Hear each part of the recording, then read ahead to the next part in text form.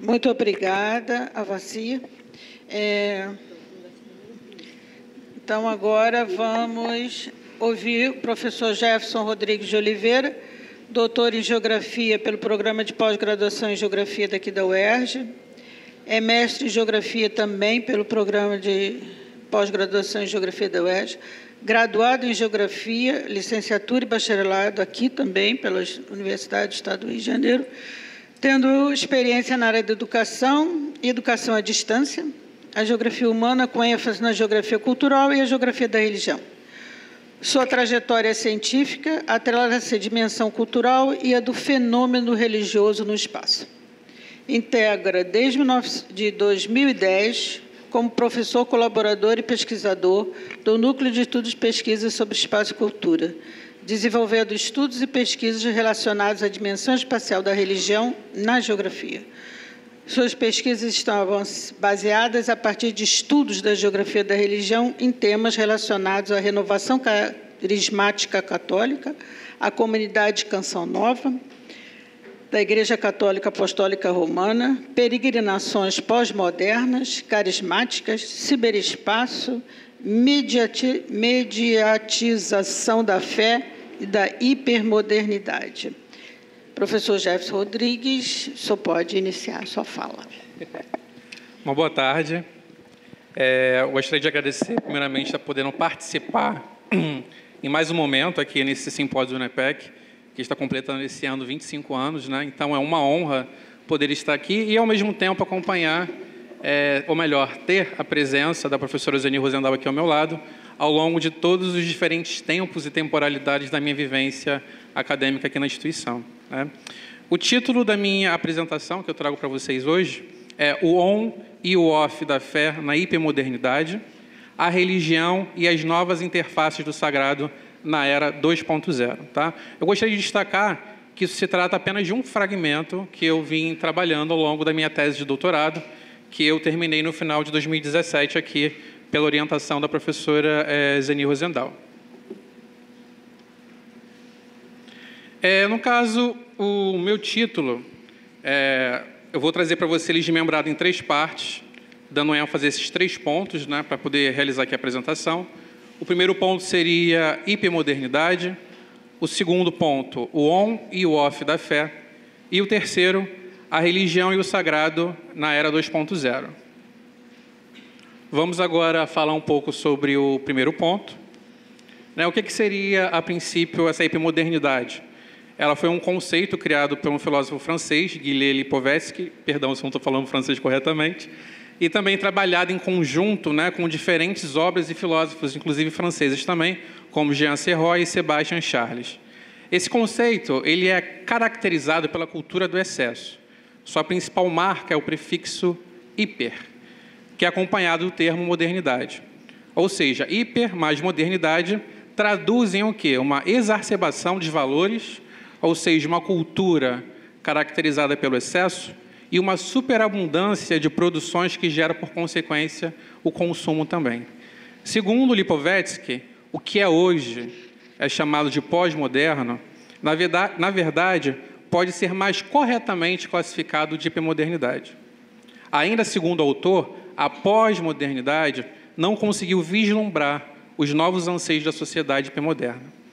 Desta maneira, em uma sociedade liberal, caracterizada pelo movimento e pela fluidez, eu trago como destaque aqui os próprios trabalhos do sociólogo polonês Bauman, o mundo é fluido, tudo é líquido, tudo é mutável, pela flexibilidade, indiferente como nunca antes se foi aos grandes princípios estruturantes da modernidade, que precisaram se adaptar ao ritmo hipermoderno para não desaparecer. Desta maneira, a hipermodernidade ela está inserida num processo capitalista conhecido como capitalismo estético. Termo também criado pelo filósofo, em que ele destaca que esse capitalismo não está mais centrado na produção material, apenas, né? Como na época fordista, mas também no imaterial, no imaginário, nos sonhos e na sensibilidade. Ou seja, arte e mercado nunca se misturaram tanto, inflando a experiência contemporânea no valor estético. Ainda segundo o autor, o estilo, a beleza, a mobilização dos gostos e das sensibilidades, se impõem cada dia mais imperativos estratégicos das marcas. É o modo de produção estético que define o capitalismo do hiperconsumo. Trazendo um pouco também para a geografia, o geógrafo Alan Scott, ele compartilha com essas análises de Gilles Lipovetsky e Jean Serroy também, sobre esse processo de ligação e relações entre o capitalismo e cultura. Para o Alan, é visível essa convergência entre a parte econômica e cultural, principalmente quando a própria cultura está cada vez mais caracterizada por bens e serviços mercantilizados. Um novo padrão de consumo e produção interligada a um processo que chamamos de cultura-mundo. Ou seja, hoje, nesse processo crescente, até mesmo do individualismo, e se apropriando da questão do capitalismo estético a partir da sensibilidade dos clientes para a compra de produtos e serviços, os celulares, os smartphones, os computadores, as redes sociais, as mídias sociais, entre outras, tornaram-se o centro das trocas sociais, sendo ocorrências experienciadas na hipermodernidade e, muitas das vezes, são essas tecnologias em redes de informação que intensificam ainda mais o processo do individualismo. Estamos diante de um processo de transformações sociais interligadas através de uma sociedade em diferentes redes de conexões difundidas pelo mass media e pelo cyberespaço. Pode avançar, por favor. Nesse slide 5, eu trago para vocês algumas imagens, que representam essa nova realidade hipermoderna, de novas vivências, novas experiências, a questão da própria dependência tecnológica e das novas relações sociais, principalmente através do cyberespaço.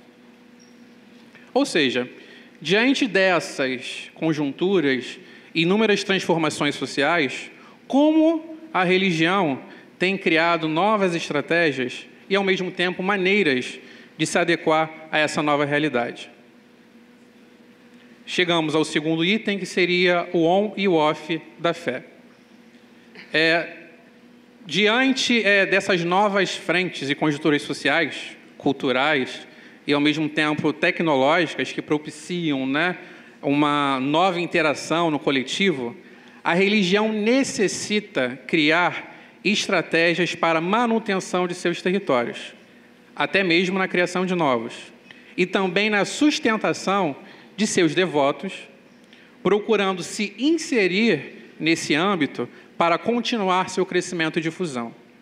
Um exemplo aqui no meu trabalho é da Igreja Católica e da inserção da Igreja nas mídias e nas redes de comunicação, onde essa difusão ocorre a partir de diferentes movimentos eclesiais, em especial no meu estudo, a Renovação Carismática Católica. Aqui eu trouxe para vocês uma imagem de Michelangelo, que representam aquele quadro da criação de Adão. Eu trouxe para poder tentar fazer uma alusão, uma comparação desse elo de ligação entre o sagrado e, ao mesmo tempo, o ser humano. E, ao mesmo tempo, desta maneira, tentar entender que esse botão representado pelo Power é esse novo elo de ligação contemporâneo entre o sagrado e o devoto, assim como também a tecnologia. Ocorre o quê? Uma real necessidade de adaptação frente a essas novas demandas da sociedade capitalista. Logo, a religião estaria ligada à hipermodernidade. Caso a religião não busque se inserir nesse novo contexto, ainda que de maneira incipiente, ela estaria off dessas novas interações. Até que eu destaco para vocês um trabalho do sociólogo Peter Berger, até o professor Otávio falou na apresentação dele ontem também, que ele destaca sobre o processo de secularização da religião a partir das mudanças sociais e culturais que vieram ocorrendo na sociedade pós-1967 e 68. Só que é interessante que ele acreditava que, com o desenvolvimento social e cultural da sociedade, a religião tenderia a ter um decréscimo. Mas, segundo os estudos posteriores que ele realizou, ele viu que, em tempos de mudanças, ocorre um recrudescimento da fé. A religião, ela se transforma, se adaptando a essas novas realidades. As mudanças sociais aqui apresentadas propiciam o surgimento de novas interações e de novas práticas religiosas entre o homem religioso e o sagrado. O devoto, em seu contato e vivência religiosa, passa a ter novas experiências, inclusive até mesmo na peregrinação. Agora passamos para o item 3, que seria o sagrado na era 2.0. Aqui para vocês eu trouxe nesse slide como é que é caracterizado, né, essa era 2.0. A sua principal característica e palavra-chave é a interação. A era da informação, da tecnologia, das mídias, das redes sociais e, ao mesmo tempo, essa difusão a partir do mass media e do cyberespaço. Essa web 2.0, ela permitiu o surgimento de novas interações entre a máquina e o usuário. A religião também, ela o quê? Busca se inserir nesse contexto através da difusão do sagrado, apoiada a partir do quê? Dos meios de comunicação, das mídias, das redes sociais, dos aplicativos de celular e, claro, também programações de TV, né? Essas ações podem o quê? Permitir ao devoto uma transcendência e até mesmo manifestação de milagres. Com essa nova possibilidade tecnológica de inserção e vivência entre o sagrado e o devoto, o próprio devoto em casa, ele pode participar assistindo um programa de televisão, ele pode, por exemplo, na oração do Padre Marcelo Rossi, entrar em processos de transcendência e ter esse contato com o sagrado, até mesmo sem estar no lugar físico. Tá? Então, destaca aqui que hoje encontramos uma variedade de informações, dentre quais eu posso destacar as capelas virtuais, velas virtuais, a adoração ao sagrado a partir da televisão, do rádio, da internet, bíblias virtuais, missas, cultos, reza do terço, show e muitas outras questões.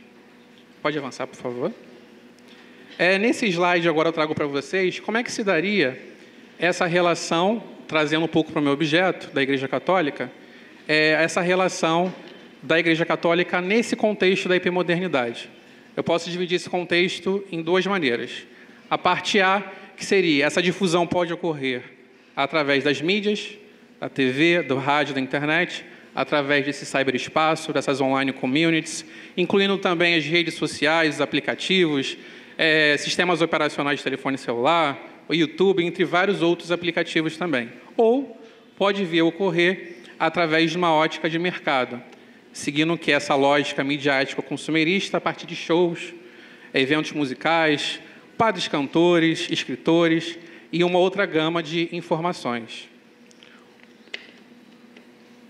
Aqui, de maneira rápida, eu apresento para vocês um pouco o que seria, dentro desse contexto, né, da internet, da web 2.0 e das interações, que, ao mesmo tempo, essas novas vivências permitem novas experiências. Ao mesmo tempo, pontuo aqui para vocês como peregrinação 2.0, ela traria uma característica de um peregrino pós-moderno renovado. O que seria esse peregrino pós-moderno renovado? A prática e a vivência da fé dele é diferentemente daquele católico, por exemplo, que vivencia o catolicismo tradicional, como muito bem apresentado pelo professor José Arilson ontem. Esse peregrino ele está totalmente inserido nas mídias, ele está totalmente inserido no contexto virtual. E até mesmo a questão da prática religiosa, ele não tem a necessidade de fazer o sacrifício em prol da sua fé. Ele acredita que o sagrado está nele, mas, ao mesmo tempo, ele tem uma real necessidade, ainda assim, de ir no lugar para poder ter essa experiência maior com o sagrado. Pode avançar, por favor. Aqui, em breve, para poder chegar perto de uma finalização, eu trouxe para vocês aqui um grande exemplo de trabalho. Tem 6 minutos. 6? Ah, maravilha. Eu trouxe para vocês aqui agora aquilo que a professora Zene Rosendahl, ela trabalhou já e trabalha durante muitos anos, que seriam as dimensões de análise, ou seja, para o geógrafo, a partir dos estudos rosendalianos, né, que tem interesse em estudar a geografia da religião, nós partimos de dois pressupostos. Seria 2 categorias de análise, que seria o sagrado e o profano. E, a partir dessas dimensões, nós trabalhamos com a dimensão econômica, a dimensão política e a dimensão do lugar. E, a partir desse contexto, que todos os trabalhos de geografia da religião que seguem essa linha têm trabalhado. Sendo que, diante dessas novas transformações sociais, ao mesmo tempo, como que a religião vem se inserindo nesse novo contexto social e hipermoderno, a gente observou que existiria uma necessidade de ampliar um pouco esse conceito de Rosendahl, 2003, que eu trago para vocês agora, em relação tanto das duas categorias, o sagrado e o profano, na dimensão econômica, podemos também agora trabalhar com religião, estética e arte, ou seja, o mercado da fé e da lógica midiático-consumerista na produção dos bens simbólicos religiosos.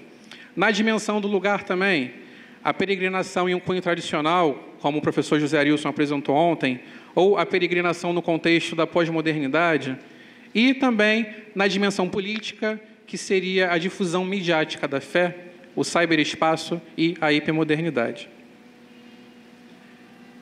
Aqui, para poder finalizar, para eu não concluir, eu trago duas frases que, para mim, são muito marcantes.